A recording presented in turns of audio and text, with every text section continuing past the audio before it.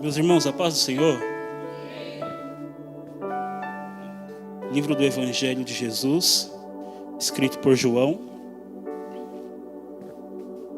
capítulo 15, versículo 16.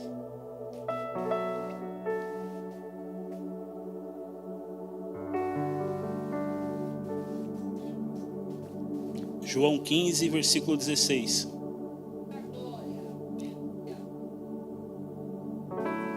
Quero agradecer pela oportunidade de mais uma vez ministrar a palavra de Deus nessa casa.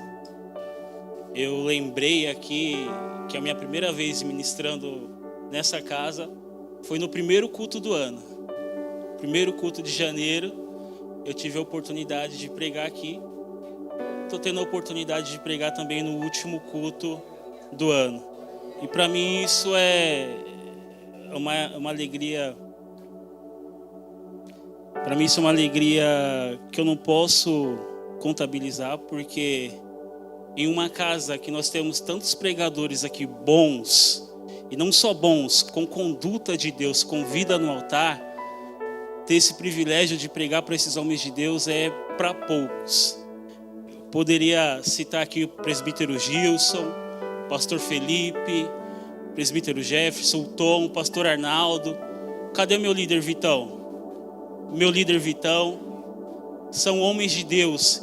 E eu fico muito feliz de ter palavras, de ter mensagens na mesma plataforma do YouTube que esses homens de Deus têm. Eu fico muito feliz de poder subir no mesmo altar que esses homens de Deus também sobem.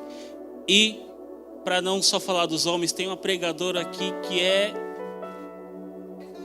coisa linda, avivalista, fogo puro. Nossa pastora Vilma também. Fico feliz de dividir o altar com esses homens e com essa mulher de Deus.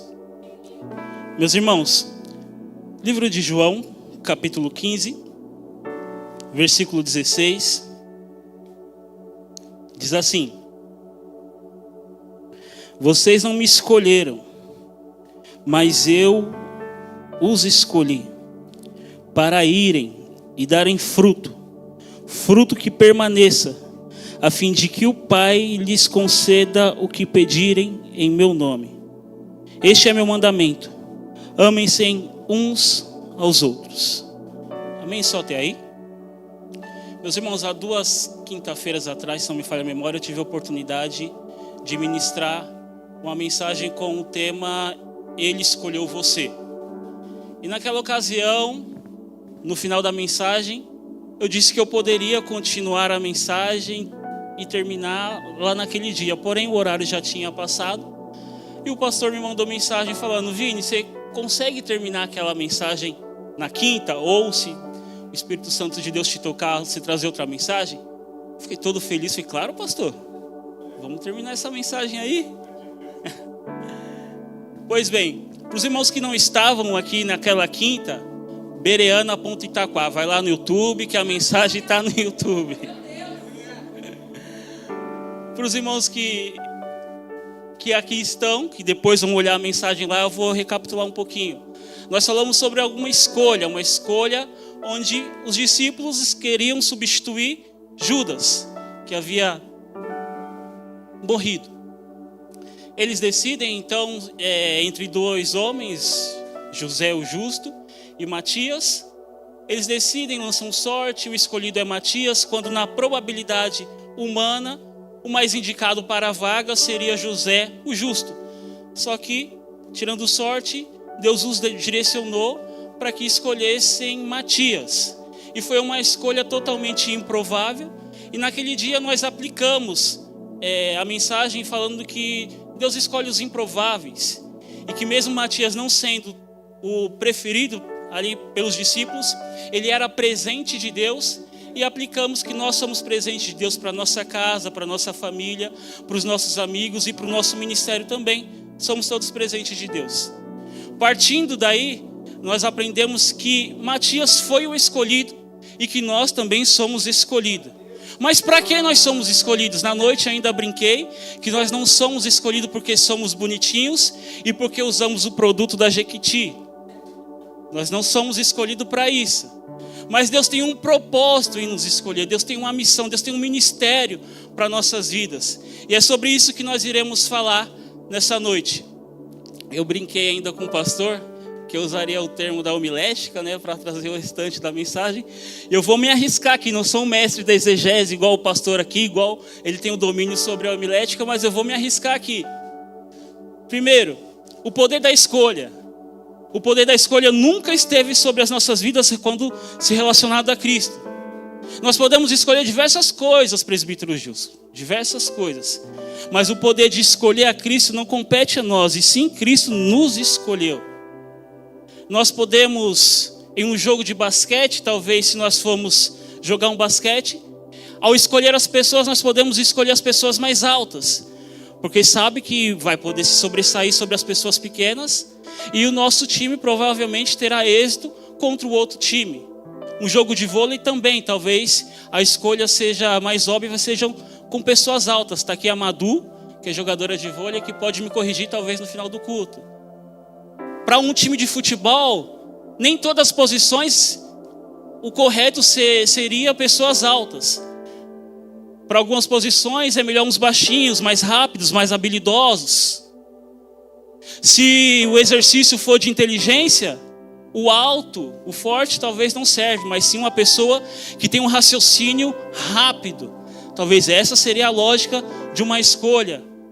Se a prova que determinamos fazer será de força, a escolha mais óbvia então seria alguém que seja forte, que possa usufruir de força para que tal time, tal tarefa, tal dinâmica tenha êxito melhor. A escolha mais óbvia seria essa.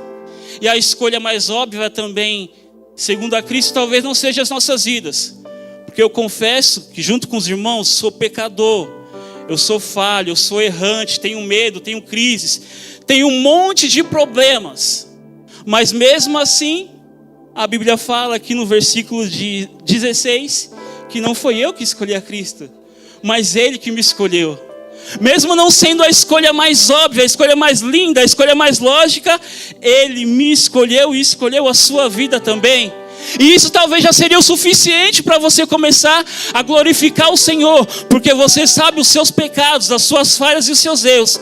Mas mesmo assim, Cristo resolveu escolher você. Ele nos escolheu. Mas para que Ele nos escolheu? Primeiro, para darmos frutos. Nós usamos aqui o capítulo 15 como base, o versículo 16 como nosso texto. E ele nos conta que Jesus está contando uma história, usando de alegoria para falar sobre essa história, sobre a videira, sobre o agricultor e sobre os ramos. Jesus vai falar no começo do capítulo 15 que o agricultor é Deus. É Ele quem cuida, é Ele quem rega, é Ele que poda, é Ele que limpa, é Ele que faz todas essas coisas. A videira é Jesus Cristo, que está enraizada na terra, com as suas raízes fincadas. E os ramos somos nós, os galhos, os ramos somos nós. 3 funções. E olha que interessante. Às vezes, nós nos colocamos no lugar que não deveríamos estar.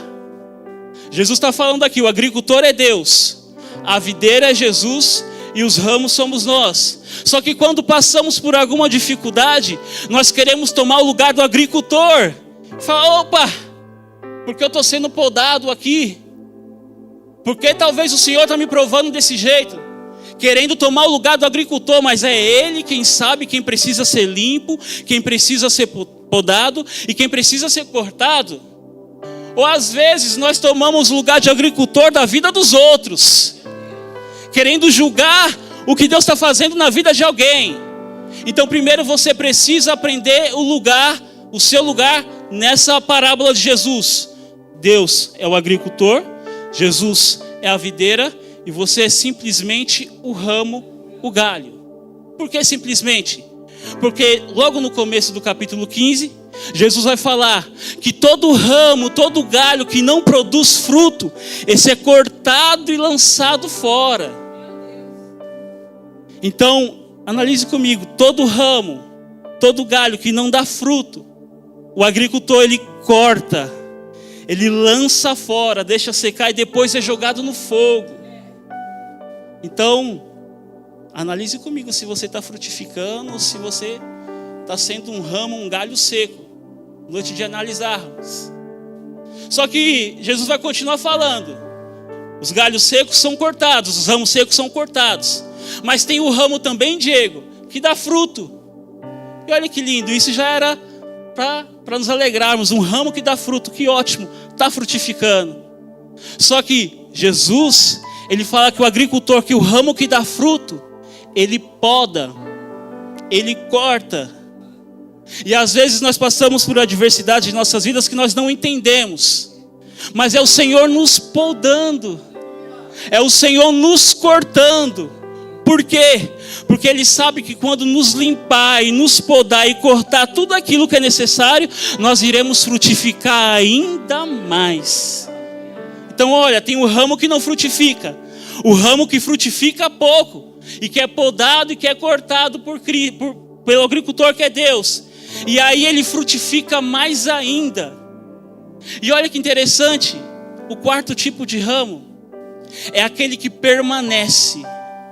Mesmo sendo podado, mesmo sendo cortado, mesmo sendo provado, mesmo sendo o Senhor chacoalhando a videira, ele permanece independente da circunstância.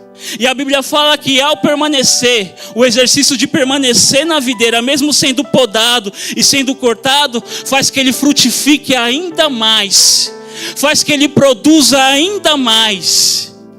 Então não é necessário você só permanecer, não é necessário você só frutificar. É necessário você esperar a poda ser limpado e mesmo assim depois de ser provado você permanecer. E a palavra permanecer vem do verbo de ligação, que é estar continuamente em um local, continuamente no mesmo lugar. E isso nos traz a relacionamento. Logo depois Jesus vai falar sobre relacionamento nessa mesma parábola. E permanecer significa ter um relacionamento com a videira. Ter um relacionamento com a videira, porque a videira ela recebe a água, recebe o alimento. E aí ela é capaz de mandar esse alimento para os ramos e para os galhos que somos nós. E isso faz que nós frutifiquemos na presença do Senhor. E o fruto que eu estou falando, Isaac, não é aquele fruto tangível, pastor Arnaldo. Não é aquele fruto palpável. Mas o fruto que eu estou falando aqui é o fruto que Paulo declara lá em Gálatas 5, versículo 2. Os frutos do Espírito. Longanimidade, bondade, fé, temperança, domínio próprio. É esse fruto que o Senhor nos escolheu para produzir. Então repara comigo, Ele te escolheu para produzir frutos. E que frutos é esse? Longanimidade, fé, temperança, domínio próprio, amor ao próximo. É isso que Cristo quer que nós frutifiquemos nessa noite. Os frutos do Espírito. E eu continuo. Ele nos escolheu para frutificar. Ele nos escolheu também para trabalhar para Ele. Quem gosta de trabalhar glorificou aí. Ele nos escolheu para trabalhar para Ele. A Bíblia fala em Lucas capítulo 10, se não me falha a memória. Jesus separa 72 discípulos. E Ele separa em duplas, de 2 em 2. E manda eles irem a todas as cidades que Jesus futuramente passaria. E quando Jesus libera a palavra para eles irem, Jesus fala, a seara é grande, mas poucos são os trabalhadores. Quando vocês forem, orem ao Pai, pedindo para que eles mandem mais trabalhadores. E trabalho requer disposição. Trabalho requer disposição, tempo. Trabalho requer renúncia. Trabalho requer entrega. Trabalho requer seu tempo. Trabalhar não é uma tarefa tão simples e tão fácil. Aqueles que concordam comigo aqui, que acordam 5 horas e pegam um trem da manhã aí, vão concordar que trabalhar aí não é tão fácil. Mas é necessário trabalhar. É preciso trabalhar. E Deus te escolheu para isso, para trabalhar também. A Bíblia vai falar Atos dos Apóstolos, capítulo 6. Os apóstolos estão pregando a palavra do Senhor. E o trabalho deles faz que aquela obra começasse a crescer. Lá vai a primeira chave. O trabalho produz crescimento. Os discípulos estão trabalhando. E o trabalho deles faz que mais pessoas se acheguem. Que mais pessoas se acheguem ao Evangelho. Mais pessoas aceitem a Jesus como o único e suficiente Salvador. Chega uma hora que eles não dão conta de tantas pessoas. Aí as viúvas vão começar a falar que elas não estão sendo alimentadas. Eles estão trabalhando tanto que está produzindo muito crescimento. Está trazendo muito crescimento para a igreja primitiva. E o que eles fazem? Eles elegem 7 homens para trabalhar. Enquanto eles se doariam no ministério da palavra e da oração, esses homens serviriam a casa, serviriam as viúvas, trabalhariam ali com eles. Só que para trabalhar para o Senhor, você precisa se qualificar. Para trabalhar para o Senhor não é de qualquer jeito e não é de qualquer maneira. Eles escolhem 7 homens, só que esses homens precisavam ser qualificados. Com qual qualificações? Eles precisavam ter bons testemunhos, ser cheios do Espírito Santo e ter sabedoria. E a Bíblia é linda quando ela declara isso nessa ordem: dar bom testemunho, ser cheio do Espírito Santo e ter sabedoria. Por que, Vinícius? Ninguém que é cheio do Espírito Santo pode dar mau testemunho. Ninguém que tem sabedoria não pode ter o Espírito Santo. Então ele declara nessa ordem. Por quê? Para você ser cheio do Espírito Santo, primeiro você precisa dar bom testemunho. Para você ter sabedoria, primeiro você precisa ser cheio do Espírito Santo. Então você precisa ser qualificado. E nessa ordem, primeiro começa dando bom testemunho. Começa comprando e pagando. Começa falando sim e cumprindo com sua palavra. Começa se posicionando quando as pessoas falam mal de Cristo perto de você. Começa levantando a bandeira do Evangelho e declarando que você é cristão de verdade. Por consequência, você vai se enchendo do Espírito Santo. E quando você vai se enchendo do Espírito Santo, a sua sabedoria não é mais sabedoria humana, mas é uma sabedoria vinda do Espírito Santo de Deus. Então você é instruído pelo Espírito, você é guiado pelo Espírito. Você fala pelo Espírito e é movido pelo Espírito. Esses homens precisavam ser qualificados, Jefão. E aí você quer trabalhar na igreja do Senhor, mas quer trabalhar de qualquer jeito. Eu achei lindo isso daqui. O pastor abriu a audição aqui para louvar no ministério de louvor. Só que para isso a pessoa precisava ser qualificada. Não adianta eu tentar cantar porque a Bia vai me dar uma voadora aqui e vai falar: Vinícius, volta. Não é o seu lugar. Ela faz isso, né? Você precisa se qualificar. E como você se qualifica? Você precisa estudar louvor, você precisa estudar canto para se qualificar. Aí você quer ser músico, mas você não estuda partitura, tablatura, não sabe tempo, e quer fazer qualquer bagunça aqui com o instrumento. Você precisa se qualificar. Aí você quer trabalhar no SAV, mas não tem pontualidade. O culto vai começar aqui e o menino do SAV não chegou. Você precisa se qualificar para trabalhar na casa do Senhor. E eu estou dando exemplos básicos aqui, porque o presbítero Jefferson, quinta-feira passada, que rasgou o verbo, quer pregar e não ora, não lê, não é, presbítero Jefferson? Ele falou que quem esteve aqui viu. Você precisa se qualificar para trabalhar na obra do Senhor. Não é de qualquer forma que você trabalha na casa do Senhor. E o trabalho ele tem um propósito, ele tem um objetivo. E o objetivo maior de trabalhar na casa do Senhor é para que o nome do Senhor seja glorificado, para que a obra do Senhor cresça, que a tenda se alargue e que o nome de Cristo seja louvado. É para isso. Vou falar. Porque tem pessoas que querem trabalhar, pastor, mas só trabalha se for com o microfone na mão. Estrelinha, Claudião.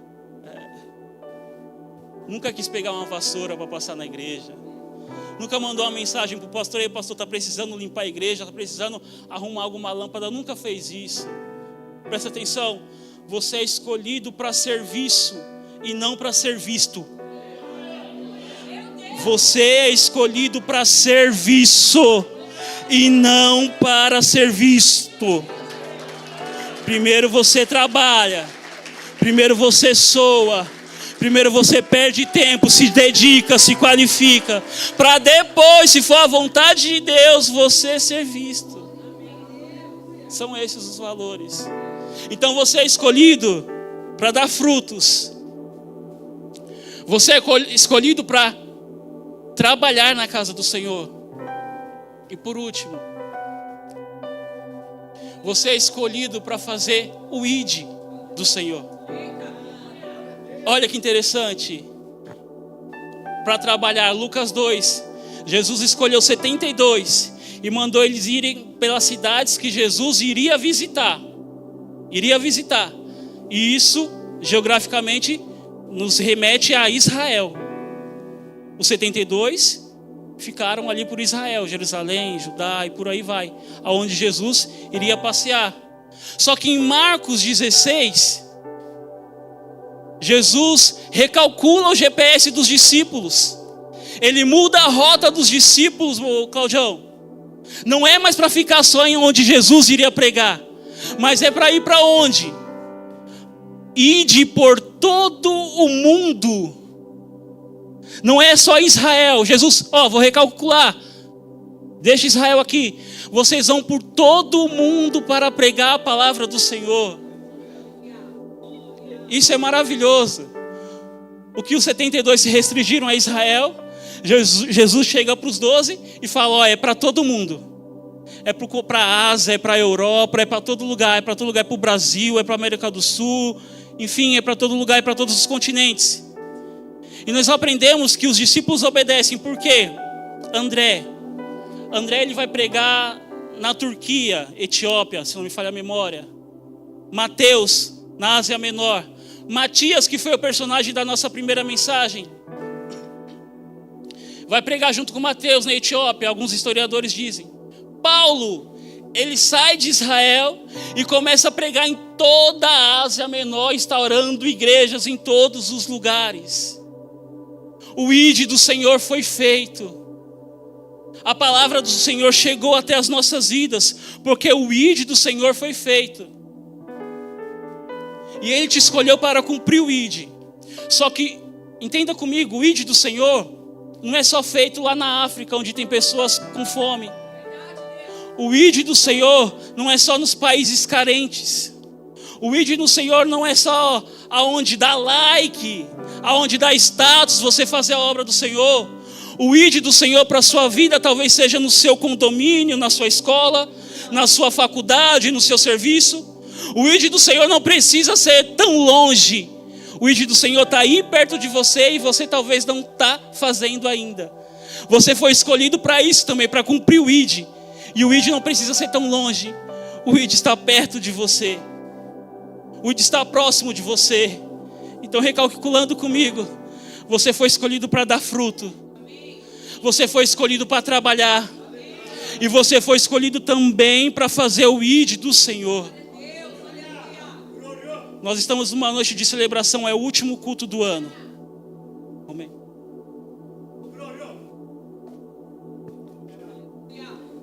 É o último culto do ano. E talvez você já pegou o seu caderno e já traçou as suas metas para 2024.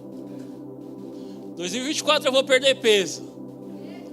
Se alguém perdeu em 2023, foi eu que achei.